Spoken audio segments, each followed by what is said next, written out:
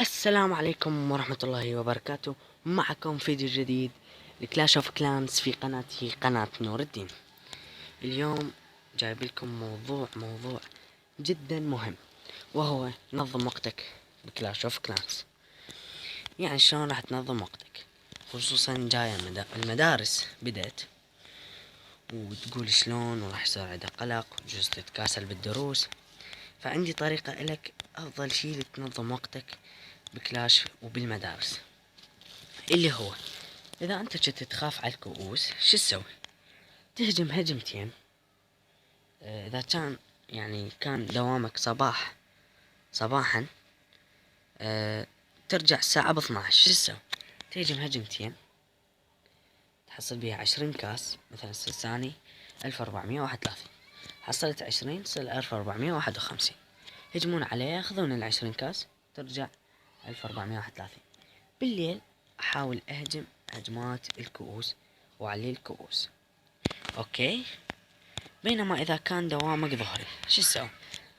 وخلال هذا الوقت مال تهجم من الظهر لليل تقربي، وفضل الوقت يكون بالليل، يعني من الساعة 10 للوحدة، الواحدة صباحا.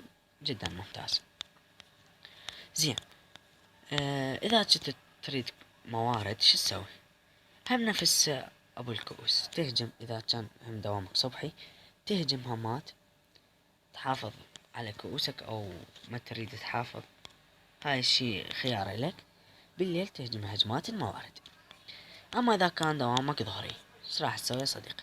طبعا اللي يهم الموارد وما يهم الكؤوس، طبعا ما راح يهم الكؤوس، فطبعا هذا مو مجبر.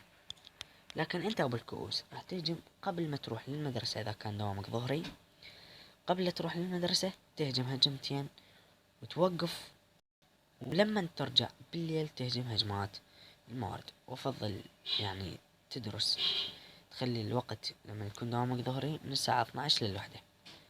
حاول انه تهجم بالظهر شوي راح تتعب.